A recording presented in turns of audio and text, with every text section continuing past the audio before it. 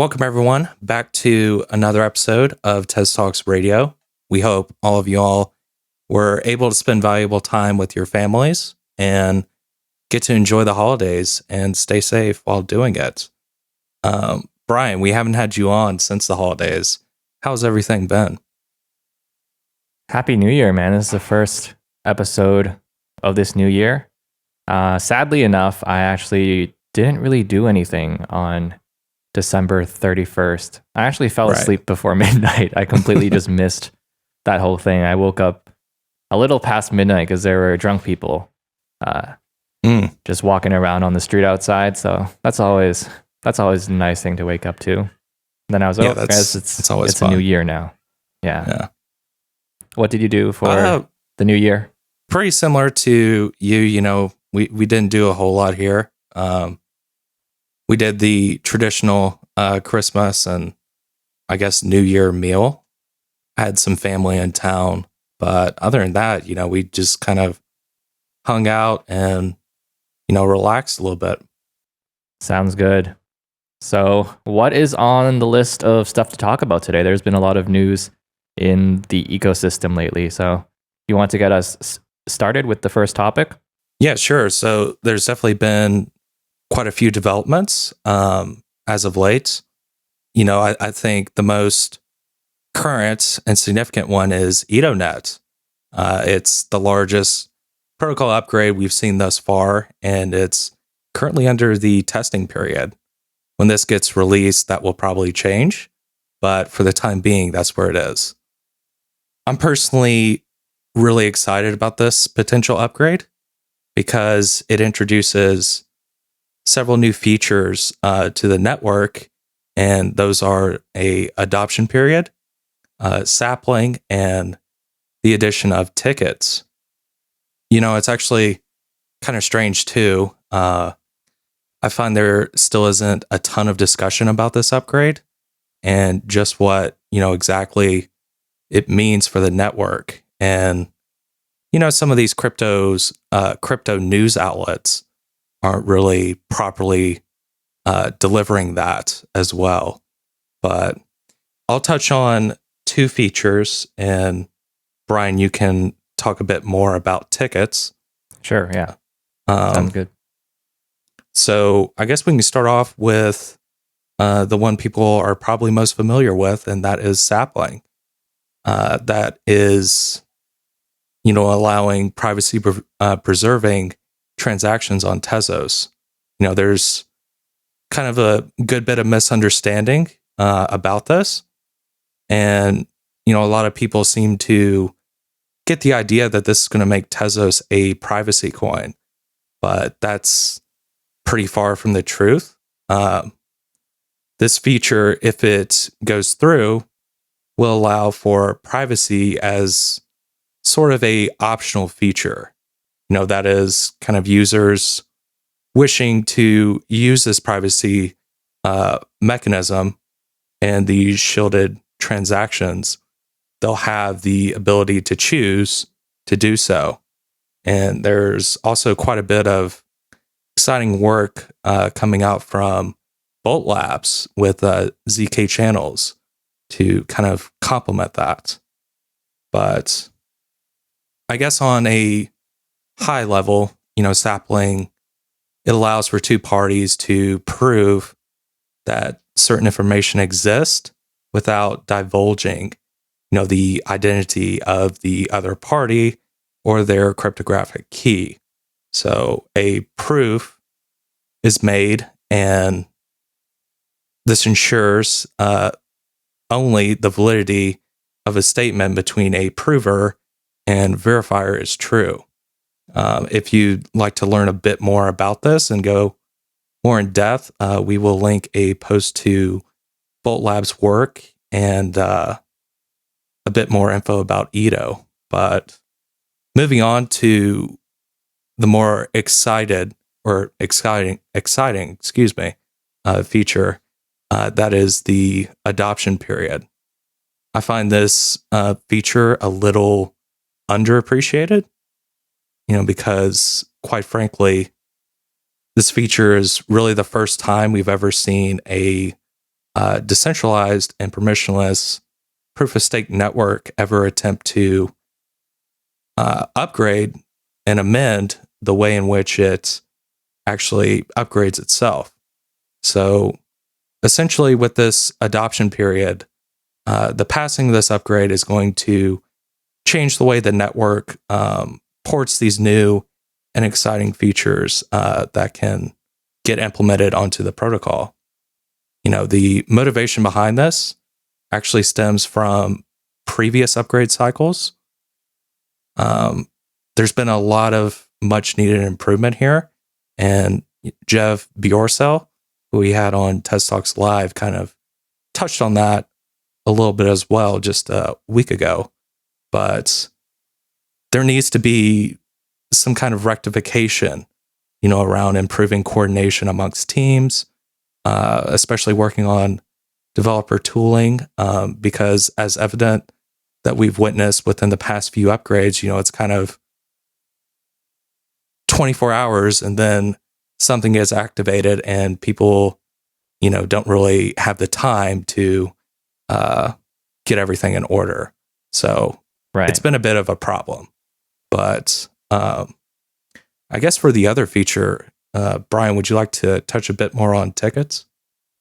Yeah, sure. So before we dive into the third feature here, which is tickets, I just wanted to share a few thoughts on Sapling and the adoption period as well. So I guess we can start with the adoption period where, like you mentioned, it's not really something that we saw a lot of people talk about.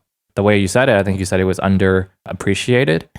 And, I think that's kind of because this specific addition to the protocol isn't really something that's public facing. It's not something that people can actually use. It's not something that people can interact with. It's more of like a back end improvement that may lead to like a more stable network and may lead to more tools that can be updated in time, so the overall perception of the brand of the blockchain as a result of the adoption of this, I think that's just a really great thing, and it's going to lead to people being able to stay more on top of things with regard to building the tools that we all need to use.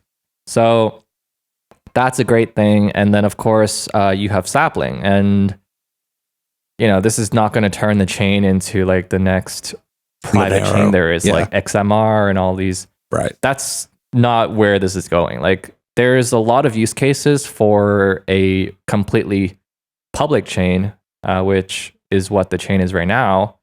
If you can also cross over to the private side, then that opens up the use cases more. So it's just about like building all of these foundational things that people will be able to use to integrate the blockchain into a bunch of different use cases. So that's like where I see this going with regard to Sapling. Tickets is something that I didn't know too much about until this week. And I think it's potentially very exciting. And, we'll kind of talk about it now, but I think as time goes on, over the coming maybe 2 to 3 months, we might be able to, see more use cases and see more people talk about this, like see a lot more people who are smarter than us talk about this and how it can potentially be used to build some really cool things. So for now, let's just like go over basically what tickets are. So the example in one of the posts that will go ahead and link in the show notes, it was kind of talking about the idea of an NFT being a ticket. And the kind of comparison that was made was it was comparing a traditional NFT contract or a traditional smart contract to someone's bank account, while it was comparing the ticket to cash. So I think this example is really great. It says when you go to buy a cup of coffee with a card, you're not actually paying them cash, right? What you're doing is you use the card, and then the coffee shop has to, do some back end stuff with the bank. And then what happens after that is is your bank account, the number goes down, which is the opposite of what would have happened if you bought Bitcoin. The number just goes up. But in this case, if you're buying a cup of coffee with a debit card, the number goes down in your bank account. And that's different because there's a layer of kind of a centralized place, which is the bank. You have to talk with the bank in order to make that go up or down, right? And it's different if you just have, a few bucks in your coat, and then you hand over the few bucks, and then you can pay for your drink that way as well. And this is kind of a great way to describe tickets versus the traditional way of having an asset tied to a smart contract. Because when you have an asset that's tied to the smart contract, that's kind of a one place that has to do all of the things. So if you wanted to move a NFT that was owned by the smart contract to a different person, that's all going through the smart contract. So like that one place keeps essentially a record of who owns what, right? And if you want to like send an NFT to your friend or something, you're doing that through the smart contract. So you have to make a call, and then the smart contract is kind of the entity that will switch the owner from you to your friend. So in this post, it's kind of talking about a few downsides of that. And the first downside is it's potentially expensive. And as we've seen on various different networks, especially Ethereum in the past few months, making certain kinds of calls to these contracts can be very expensive. So I don't know if you're trading on some like DeFi platform, it can be quite expensive to make a trade. If you want to make like $100 trade, I don't know, you pay $15 to do it. That's expensive. So that's not exactly the same thing here, but the idea is just that if you have to interact with a smart contract, it can be expensive. And it also talks about the introduction of potential security things. So if you have a single smart contract that is essentially in charge of maintaining who owns what and then making sure things get sent to the right place, you're kind of placing all the risk on the technical competency of the person who wrote that smart contract. So if that person didn't do a great job, or if they didn't think about all of the possible, outlying cases that could happen where something could go wrong, then depending on the value of the entire NFT network or whatever this contract is doing, you're placing a lot of risk on that single entity. So by offloading that kind of permission management, I would say, would be a good term. So kind of the layer that determines who owns what and the layer that is in charge of actually assigning those assets to different people. If you can kind of get rid of that and just say, I want to send this ticket to someone else. So instead of saying smart contract, can you actually make this be owned by someone else? So instead of saying that, you can just send it. There's no smart contract that you have to talk to. And that can potentially be less expensive because you don't have to make a bunch of calls to different smart contracts. And that reduces, or that completely gets rid of, the potential risk of relying on a single contract to make that happen. So I think this is quite an exciting way of implementing something like NFT. And I'm sure there are different use cases as well, but the one that most people are talking right now are about the NFT. So we're going to dive more into the NFT talk later. But yeah, that's kind of an overview of this new protocol upgrade. We have the adoption period, we have Sapling, and we have tickets as tokens. Yeah, and I think it's, you brought up NFTs. We'll touch into that later, but I think we saw a lot of good come out of Delphi. We have cheaper transaction fees, as you mentioned, comparable to Ethereum, which is where pretty much everything is happening currently. But tickets will also help with DeFi. And, that's another area we're starting to see a lot of growth within Tezos. Actually, last week, we revamped our baking sheet newsletter, and I kind of talked about this a bit more in depth. So if you'd like to learn more about that, if you haven't read it already, we'll link that below. But, on a high level, we're starting to see, I guess you could say, the seeds get planted for a larger DeFi ecosystem running on Tezos. A sapling. But yeah, as things currently stand, I think Tezos in general has a lot to offer, especially with lower fees and, in the long run, I think what's going to happen is we're going to begin to see more assets coming to Tezos. These types of assets can come through the likes of bridges with Ethereum, like we're kind of seeing with TezX right now. Yeah. And, they can also be new ones brought about by teams like Bender Labs and all the stuff that they're working on with Wrap Protocol, which I believe is expected Q1 of this year.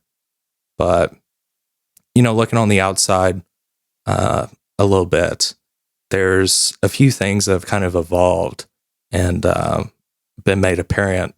And, what I mean by that is, kind of that there's certain components, around these smart contract platforms that are beginning to become necessary.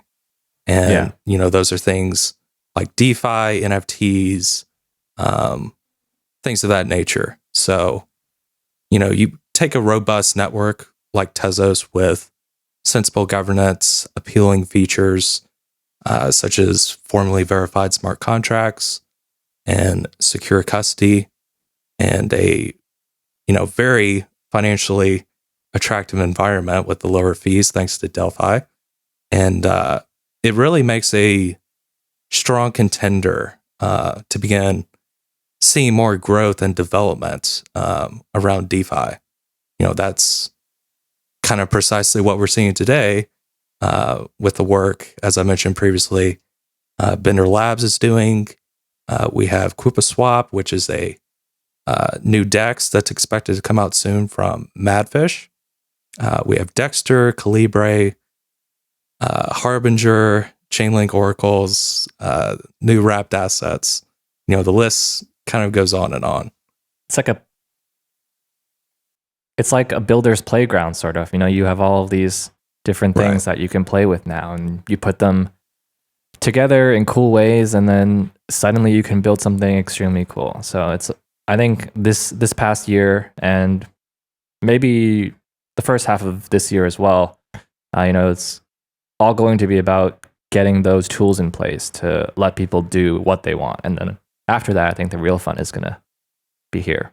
Yeah, just in general with the growth we've seen from DeFi, I was looking at DeFi Pulse. It's something like over $24 billion worth of value is locked within Ethereum, within DeFi. It kind of makes a little sense to begin seeing some of that growth start to transition to a equal, if not more, attractive platform like Tezos. Yeah, there's definitely been a growing interest in DeFi, though, with the value locked up in Ethereum. I have to wonder if that's more of a result of the price of Ethereum going up versus if there's actually more people, because the price of ETH did go up quite a bit. And I think yesterday actually surpassed its all-time high from the last bull market. So, if people are locking up their tokens in ETH or tokens that are kind of linked to ETH in terms of price movement, that could explain the increase. But, it could also be that there are actually more people who are trying to lock up their stuff. So I think it's a bit of both, but I think it's mostly the price increase. Yeah, I think it's trickled down a little bit too, because you see what is the largest Maker, I guess, is the largest platform within there. That shot up to over $1,000. There's Compound. So I guess, the price increase with ETH has definitely contributed to that. But, yeah, it's starting to siphon off into some of these lending platforms like Compound,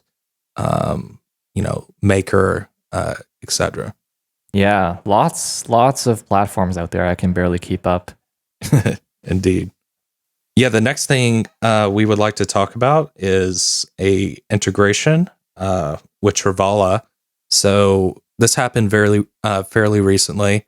All of us at Tezos Commons, well, Corey Soroff specifically, had been working on a good bit of time for a integration of Tez within Travala's platform.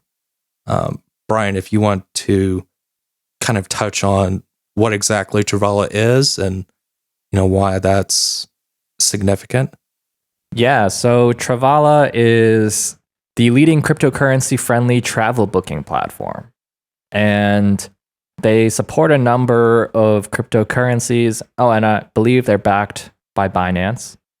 So they support a bunch of different cryptos that you can use to book your travel. And I checked out the website, and there is some pretty good savings. So they advertise up to 40% discounts, and you also get rewards as well when you book through their website. And personally, I have never used it before because we were all kind of stuck at home the past year. There was really no reason to travel, but it's kind of been on my list to look into. I did use one of these platforms before, not Travala, but one of the other ones to book a flight with not Expedia. It was something like, within crypto. Yeah, something within crypto. I forget the name, but there was some issue last time where I was booking from Japan and it kept on, and I think I was doing it through Expedia or one of these typical sites that you would use, and it kept on rejecting my card because it's like, oh, someone's trying to use your card in Japan. Well, that's me. And I couldn't get them on the phone in time, and I was like, oh, what can I possibly do? So probably don't have a lot of staff. Right. So I ended up finding this website, and I was able to book a flight with Bitcoin. So for all those people who are saying there's no use case for crypto and you're trying to book these flights, you're wrong. This is the situation that I was in was kind of a perfect use case for it, where the credit card company didn't let me spend what I had on my card, so I had to resort to a type of payment that I have complete control. So I was able to book the flight with Bitcoin, and that was great. So now with this new Travala integration, like you said, from yours truly at Tezos Commons, not exactly me, but yeah, you're able to use your Tez tokens to book over 3 million products on the website. And I guess by products, they probably mean like different flights and different hotel rooms, flights or properties. Right. I think it's something like 2 million different properties, something like that. Yeah, so like I think this is great news. There's always going to be people out there who are skeptical of this kind of news, but I think there's two advantages. Like the first one is the one that I just brought up, and the second one I think is just the awareness of the brand. So there's not a lot of cryptos that Travala accepts. I don't know, there might be like 20 or 30, which in the in the context of the entire crypto world, you have thousands upon thousands of tokens. Right. These 20 to 30 ones that they do support are like, it's not that many, So I'm looking at the list right now, and of course they do all of the major ones like the top 10, and then outside the top 10 they have maybe 15 or so different ones. So to be kind of in that list of supported coins for what I deem to be a reputable company, they have a 4.5 on Trustpilot. I think that's pretty good. They won't just randomly risk their brand on some no-name shitcoin or something. So overall, I think this is great news. I don't know how many of you are actually going to use your Tez to book flights and stuff, but if you're looking for something to spend your staking rewards on, maybe you can book a trip after you get the vaccine, right? I think in the second half of this year, I think there's going to be a lot of people trying to get back on flights. I think there's going to be a big boom in that world. So now you have the option to book all of that with your Tez. Yeah, there's definitely not a whole lot of assets on that site, but I think it's very positive, given Travala's platform. But kind of similar to you, I actually had an interesting story. It's not very crypto related, I guess, but back when I lived in Florida, we actually knew the founder of some booking agency called Bookit.com. I don't know what they're doing today or, how COVID has affected them. I'm sure it has, but maybe they changed to pumpit.com. Perhaps, but it's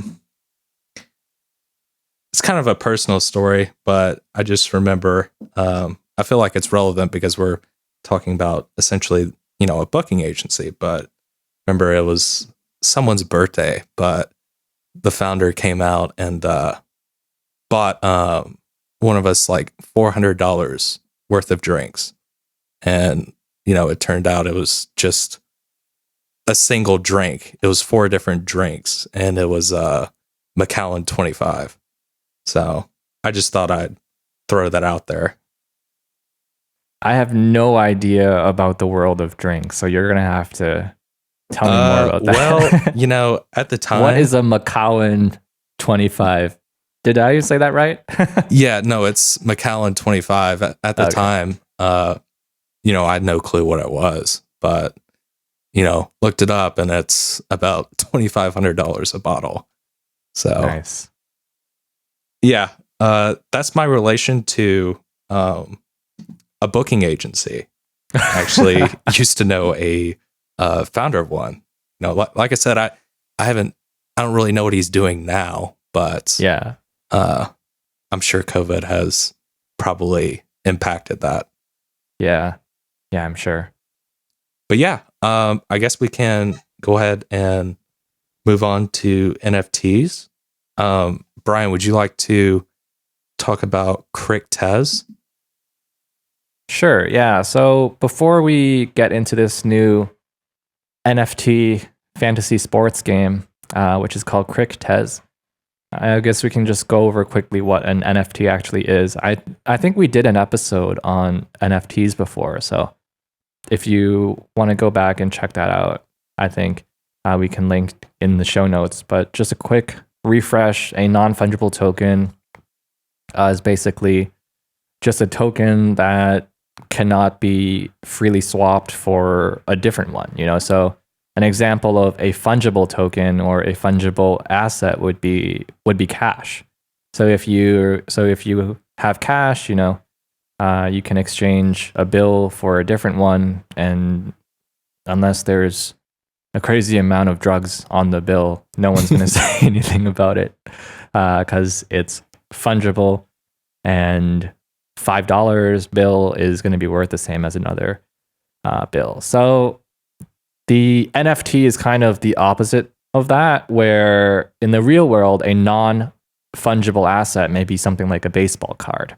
where that specific card and has certain traits. Maybe it was like a misprint, or it was only like there's 5 or 10 of them in the world, so it's quite rare. So there's specific points about why something is rare. So an NFT is just kind of a way to represent that kind of thing within the context of a blockchain. So I view NFTs as kind of a Trojan horse in a way, and I don't mean that in a bad way. I mean that I think the environment that we're in right now, people don't really grasp why an NFT might be rare or might be worth a lot in the future, because they're not able to directly interact with it. So, if you have a rare baseball card, or if you have like a rare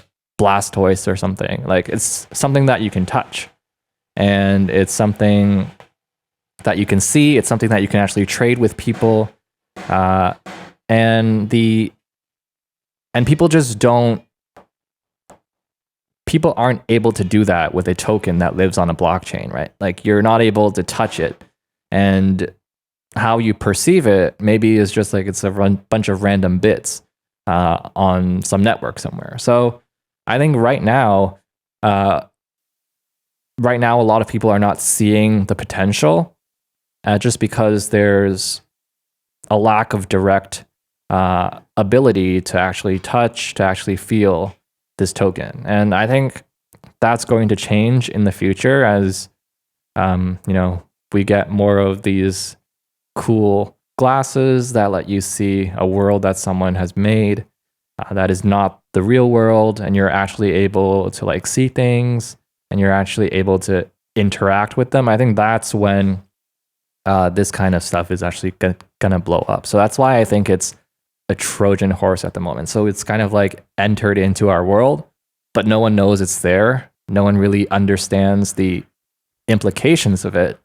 But when whatever comes out of that horse, in this case, in the real world, I think that would refer to the mainstream adoption of VR stuff and things along those lines. I think that's when the NFTs are sort of going to blow up, because then people can be like, oh, now I can actually see that this is rare, and I can actually trade with people. It's not just like a random thing that I can't really touch or see. So that's super exciting, and there's going to be a lot of people who are going to postpone building these kinds of things until the mainstream adoption happens. And if you fall into that group, I think it's going to be a bit too late. So it's very cool to me that there are several teams that are working on NFTs to build on this platform here, because we're getting all of these technologies out here now. Maybe the mainstream at large is not in a place where they actually care about this stuff yet. But when the technology rolls around where they're able to actually use this kind of tech in a way that makes them happy, makes them excited, then the projects that have done all of that work ahead of time are going to be at a big advantage. So that's kind of my views on NFTs right now. Did you have any thoughts on that before we talk about CricTez? Yeah, I think it's also important to kind of distinguish that, NFTs, things like Bitcoin, that's not a fungible coin. It's divisible, but, NFTs, they represent, things along the lines of art. We can even look at some present examples outside of crypto, like Yu-Gi-Oh cards or Pokemon cards, which I used to collect, and I'm sure you did too. Soldier, Blue Eyes White Dragon. Yeah, I think I was more into Yu-Gi-Oh, but we witnessed CryptoKitties. That's probably the biggest NFT that pretty much everyone within crypto has heard. But I don't necessarily think that they're a Trojan horse per se. I think at some point, we're probably going to look back, down the road, and a lot of the NFTs kind of being built, early on, like around CryptoKitties era, 2017, will probably end up similar to stuff like Magic the Gathering. Some of those earlier cards like Black Lotus, or earlier Pokemon cards, specific editions, things like that. They'll probably end up being the most valuable. But yeah. Well, I think I said I use that term just to kind of get the point across that NFTs in itself right now is not something that's very mainstream, and that's just because people don't really see what the use case for it right now is, because when they think about something that is rare, I don't think people are going to think about something that's in a computer or on a network. They're going to think of something that's in the real world. But when we have that bridge, which is the adoption of all these upcoming technologies where we can create our own worlds, then after that happens, I think there's going to be, it's like, oh, that's what these things are supposed to be for. Yeah, that makes more sense. Yeah. Yeah, so the last thing we wanted to talk about is just to touch on this fantasy sports app called CricTez. And essentially it's kind of like a card game that uses NFTs to, make different cards with different scores. So that the score of each card is based on, different characteristics, and those will add up to form whatever the score of this card is. And it's based on, as the name probably implies, it's based on cricket, which is a sport that is very popular in the Indian subcontinent. I haven't played cricket before, but I've watched people play cricket on YouTube. So I don't know too much about it, but apparently there are billions of people who watch cricket all the time. And yeah, like, what's your experience with this sport, Will?